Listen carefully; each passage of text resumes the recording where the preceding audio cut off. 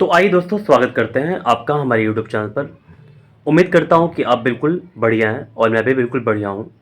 तो class 10th के विद्यार्थियों के लिए जो बिहार बोर्ड से एग्जाम देने वाले हैं उनके लिए मैंने ऑब्जेक्टिव क्वेश्चन का रिवीजन कराना स्टार्ट किया हुआ है। अगर चाहते हैं आप कि बिल्कुल अच्छे ढंग से प्रीवियस ईयर का क्वेश्चन जो है उसको रिवीजन करना, तो आप मेरे चैनल पर जुड़ करके बिल्कुल अच्छे से रिवीजन कर सकते हैं। अब तक मैंने त्रिकोणमिति चैप्टर, समांतर श्रेणी चैप्टर और ये मैं अभी ख़त्म कर रहा हूँ क्वेश्चन। इसमें लास्ट 10 क्वेश्चन है। मैंने 75 क्वेश्चन का सोल्यूशन दे दिया हुआ है पृष्ठीय क्षेत्रफल और आयतन से। अब क्वेश्चन केवल 10 बचा हुआ है, तो मैं इसको भी सोल्यूशन दे दूंगा आज, ठीक है, इसी वीडियो में। तो अगर आप चाहते हैं ऑब्जेक्टिव प्रीवियस ईयर का क्वेश्चन का रिवीजन करना, तो आप मेरे चैनल पर जुड़ करके पढ़ाई करें, आपको काफ़ी फायदा होगा। तो चलिए अब हम देखना ही स्टार्ट करते हैं क्वेश्चन नंबर 76 को, ठीक है। ओके, तो आइए दोस्तों, अब हम देखना ही स्टार्ट करते हैं क्वेश्चन नंबर 76 को।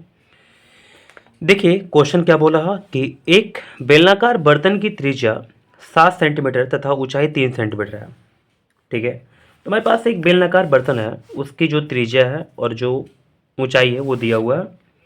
त्रिज्या 7 और ऊंचाई 3 सेंटीमीटर, ठीक है। त्रिज्या 7 सेंटीमीटर और ऊंचाई 3 सेंटीमीटर, कोई दिक्कत नहीं आपको, ठीक है। अब देखिए क्या बोला आगे। तो बेलन का संपूर्ण पृष्ठ होगा, बेलन का संपूर्ण पृष्ठ होगा, ठीक है। तो बेलन का संपूर्ण पृष्ठ का क्षेत्रफल क्या होता है, ठीक है, यानी कि टी एस ए फाइंड करना है। बेलन का संपूर्ण पृष्ठ का क्षेत्रफल होता है 2 पाई आर और ब्रैकेट में आर प्लस एच होता है, ठीक है। तो इसके वैल्यू को पाई के देख लेंगे, पाई का मान यहाँ पर रख रहा है कि ऐसे करके दे रहा है आंसर में, क्षेत्र में ऐसे करके पाई का मान जो है वो रख दे रहा है, ठीक है ना। तो देखिए मैं भी रख दूंगा, यहाँ पर क्या हो जाएगा 2 × 22/7। आर का वैल्यू कितना दिया हुआ है हमारे पास, 7 दिया हुआ है, और यहाँ पर 7 प्लस कितना हो जाएगा, 3 हो जाएगा, ठीक है। चलिए इधर तक हो गया। इसके बाद और भी थोड़ा सा इसको सॉल्यूशन करते हैं और भी थोड़ा सा छोटा करते हैं। तो 7 से 7 कट गया, 22 होने का 44, और यहाँ पर कितना हो जाएगा, 7 3 10 हो जाएगा, तो 440 हो जाएगा, ठीक है। सेंटीमीटर में है ना, तो सेंटीमीटर स्क्वायर आंसर, ठीक है। देखते हैं ऑप्शन कौन सा सही है। तो क्वेश्चन में क्षेत्र का हमारे पास जो ऑप्शन होगा 440 है ना, यानी कि ऑप्शन नंबर डी, ठीक है। चलिए ऑप्शन नंबर डी मैच कर गया। अब देखते हैं हम लोग क्वेश्चन नंबर 77 को, ठीक है। देखिए क्वेश्चन में 77 क्या बोला, समान आधार और समान ऊंचाई वाले लंबवृत्तीय बेलन और लंबवृत्तीय शंकुओं के आयतनों का अनुपात कितना होगा। देखिए यहाँ बोला ना कि आधार जो समान है और ऊंचाई भी समान है, लंबवृत्तीय बेलन और लंबवृत्तीय शंकु का आयतनों का अनुपात होगा, ठीक है। तो हमारे पास एक लंबवृत्तीय बेलन है ऐसे करके, ठीक है, और एक हमारे पास लंबवृत्तीय शंकु है। दोनों का जो आधार है ये सेम है, और दोनों का जो ऊंचाई है, ये वाला ऊंचाई है ना और ये वाला ऊंचाई, दोनों का बराबर है, यानी कि ऊंचाई जो है वो h है, और जो क्षेत्रफल है यानी कि इसका क्षेत्रफल क्या हो जाएगा, पाई आर स्क्वायर, और इसका भी क्षेत्रफल क्या हो जाएगा, पाई आर स्क्वायर, ठीक है। कोई समस्या नहीं है आपको, पाई आर स्क्वायर यहाँ पर एच लिख दिया, ठीक है ना। अब देखिए आयतन का अनुपात निकालना है, यानी कि V1/2 क्या हो जाएगा फॉर्मूला, इसका जो फॉर्मूला होता है वो क्या होता है, पाई आर स्क्वायर एच, और इसका फॉर्मूला क्या होता है, देखिए 1/3 पाई आर स्क्वायर और एच हो जाएगा, ठीक है। क्योंकि ऊंचाई दोनों में समान है तो मैंने ऊंचाई समान रख दिया हुआ है। अगर देखिएगा तो दोनों का त्रिज्या बराबर होगा, क्योंकि जो आधार है ना वो दोनों बराबर है, दोनों का बराबर है, तो मैंने आर के जगह पर यहाँ पर दोनों जगह आर ही लिखा हुआ है ना, त्रिज्या की जगह। पाई से पाई पहले कैंसिल कराएंगे, आर स्क्वायर से आर स्क्वायर कैंसिल हो जाएगा, एच से एच कैंसिल हो जाएगा, तो ये 3 जो है ना ये ऊपर चला जाएगा। ऊपर देखिए कुछ नहीं बचा हुआ है, यहाँ भी कुछ नहीं बचा हुआ है, केवल 1/3 बचा हुआ है। 3 ऊपर चला जाएगा, 1 नीचे आ जाएगा, तो 3 अनुपात कितना हो जाएगा, 3:1 हो जाएगा। तो ये हमारे पास आंसर आ गया। क्वेश्चन में 77 का आंसर जो आया वो 3:1 आ गया, ठीक है। देखते हैं ऑप्शन कौन सही है। 77 का जो आंसर है ऑप्शन नंबर बी, ठीक है। तो चलिए ऑप्शन नंबर बी हमारा सही हो गया। अब चलते हैं हम लोग क्वेश्चन नंबर 78 की ओर, ठीक है। देखिए क्वेश्चन 78 बोला कि आर त्रिज्या वाले गोले का आयतन, क्या ये क्वेश्चन है, बहुत ही सिंपल है, फॉर्मूला अप्लाई करना है। गोले का जो आयतन होता है वो क्या होता है, 4/3 पाई आर क्यूब, तो 4/3 पाई आर क्यूब, यहाँ पर तो 2/3 दिया हुआ है, 4/3 पाई आर क्यूब, यहाँ पर ऑप्शन नंबर बी हो जाएगा, ठीक है, सही। तो चलिए ऑप्शन नंबर बी हमारे लिए सही हो गया। अब चलते हैं हम लोग क्वेश्चन नंबर 79 79 की ओर, ठीक है। क्वेश्चन 79 बोला कि यदि एक गोले का पृष्ठीय क्षेत्रफल 4 पाई सेंटीमीटर स्क्वायर है, एक गोला जो है उसका जो क्षेत्रफल है वो कितना है, 4 पाई आर स्क्वायर है। टोटल सरफेस एरिया कितना है, तो लिख देंगे यहाँ पर टी एस ए 4 पाई, ठीक है, सेंटीमीटर स्क्वायर दिया हुआ है तो सेंटीमीटर स्क्वायर रख देंगे हम लोग, ठीक है, सेंटीमीटर स्क्वायर है। तो इस गोले का व्यास होगा, बहुत ही सिंपल क्वेश्चन है। देखिए गोला का जो संपूर्ण पृष्ठ का क्षेत्रफल होता है वो क्या होता है, 4 पाई आर स्क्वायर, ठीक है। यहाँ पर हमारे पास कितना दिया हुआ है इक्वल में, यहाँ पर 4 पाई दिया हुआ है, 4 पाई से 4 पाई का कैंसिल हो जाएगा तो 1 बचेगा। आर स्क्वायर बराबर 1 हो गया, तो आर बराबर कितना हो जाएगा, √1, और √1 का मान आता है 1, ठीक है। तो डी बराबर कितना होता है 2r, आर का वैल्यू कितना है 1 है, तो 2 × 1 कितना हो जाएगा, 2 हो जाएगा सेंटीमीटर, ठीक है। तो हमारे पास आंसर आ गया 79 का, और यहाँ पर 2 आ गया, ठीक है। तो देखते हैं क्वेश्चन 79 का ऑप्शन नंबर बी 2 है, तो ऑप्शन नंबर बी हो जाएगा, ठीक है। चलिए, कोई समस्या आपको नहीं होगा, ठीक है। तो चलिए अब हम देखते हैं क्वेश्चन नंबर 80 को देखना, ठीक है। देखिए क्वेश्चन नंबर 80 बोल रहा है कि 14 सेंटीमीटर व्यास वाले गोले का वक्र पृष्ठ होगा। देखिए व्यास हमारे पास कितना दिया है, 14 सेंटीमीटर, त्रिज्या कितना होगा, 7 सेंटीमीटर। क्या बोला है कि गोले का वक्र पृष्ठ होगा।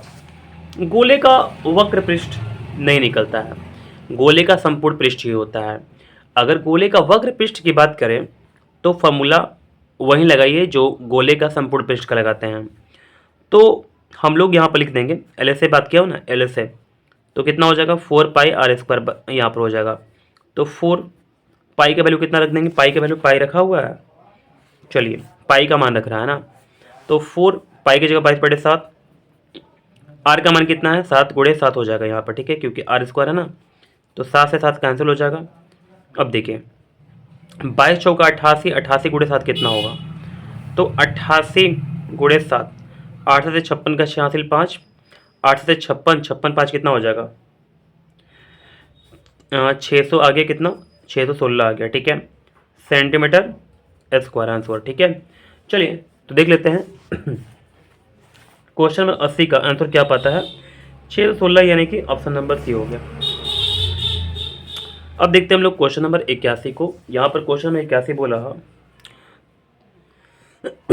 थोड़ा सा इसको ऊपर करना पड़ेगा, ठीक है। तो अब देखते हैं हम लोग क्वेश्चन नंबर 81 को। यहाँ पर क्वेश्चन नंबर 81 बोला कि दो गोले हैं, यदि उनकी त्रिज्याओं का अनुपात 4:5 है, ठीक है। हमारे पास दो गोला है और त्रिज्याओं का जो अनुपात दिया हुआ है वो कितना दे दिया हुआ है, तो 4:5 दे दिया हुआ है, ठीक है, ठीक है, हम भी लिख लिए 4:5।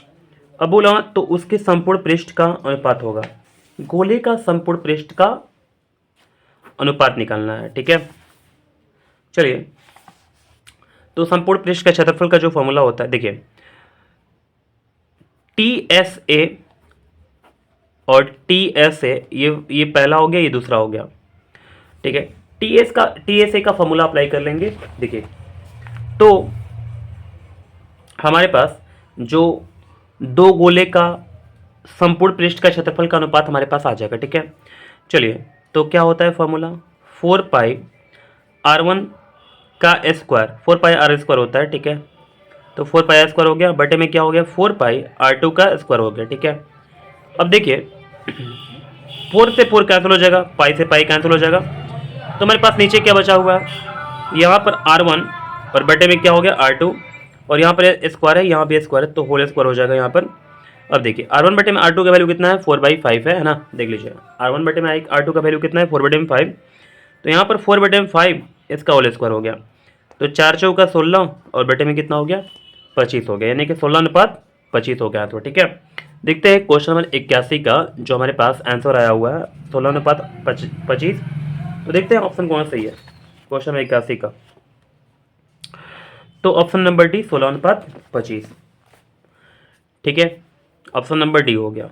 अब चलते हैं हम लोग क्वेश्चन नंबर 82 की ओर। यहाँ पर क्वेश्चन बोला यदि अर्धगोले की त्रिज्या r है, ठीक है। हमारे पास जो त्रिज्या है अर्धगोले की वो कितनी है, आर है। अब क्या बोला, तो उसका संपूर्ण पृष्ठ का क्षेत्रफल होगा, ठीक है। अर्धगोले का जो संपूर्ण पृष्ठ का क्षेत्रफल होता है उसका फॉर्मूला क्या होगा, अर्धगोले का संपूर्ण पृष्ठ का क्षेत्रफल होता है 3πr²। तो हमारे पास ऑप्शन यही सही हो जाएगा, ठीक है, ऑप्शन नंबर बी।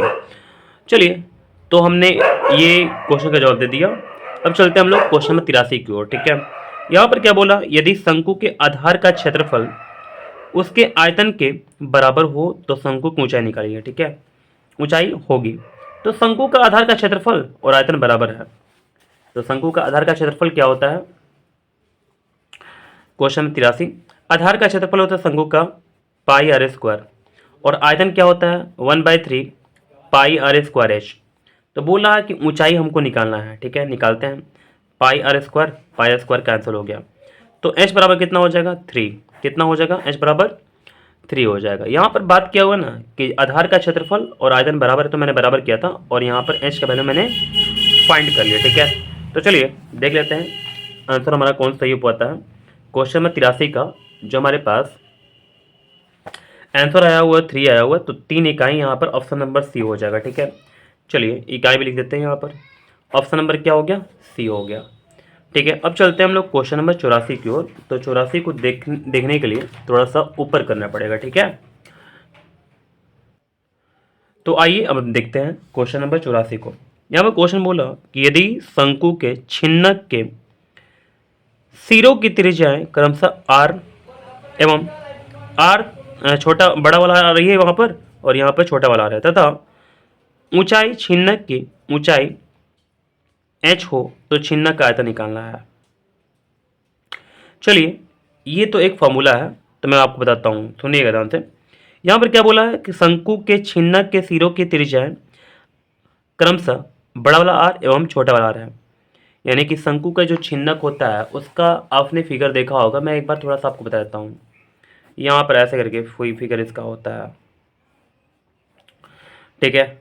तो इसमें जो त्रिज्या है ये स्मॉल आर है और ये जो त्रिज्या है ये कैपिटल आर है, ठीक है। तो बोला कि सिरों की त्रिज्या क्रमशः आर कैपिटल आर एवं स्मॉल आर तथा ऊंचाई छिन्नक के ऊंचाई एच हो तो छिन्नक आयतन, छिन्नक आयतन का जो फॉर्मूला होता है 1/3 पाई h, यहाँ पर r1² plus r2² plus r into R हो जाएगा, ठीक है। तो ये हमारे पास फॉर्मूला हो गया, याद कीजिएगा 1/3 पाई h r² ब्रैकेट में प्लस यहाँ पर small r² plus capital R into small r हो जाएगा, ठीक है। ऑप्शन नंबर ए सही हो जाएगा, ठीक है। तो ऐसे करके आप याद कर लेंगे। अब चलते हैं हम लोग क्वेश्चन नंबर 85 की ओर। यहाँ पर क्वेश्चन बोल रहा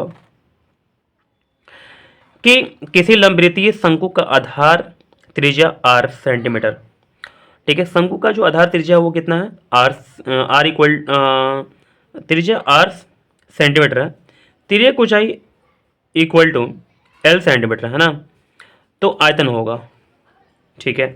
शंकु का जो हमारे पास आयतन होता है वो क्या होता है आपको पता होना चाहिए, ठीक है। 1/3 πr² और क्या होता है h होता है, 1/3 πr² h होता है। तो देखिए,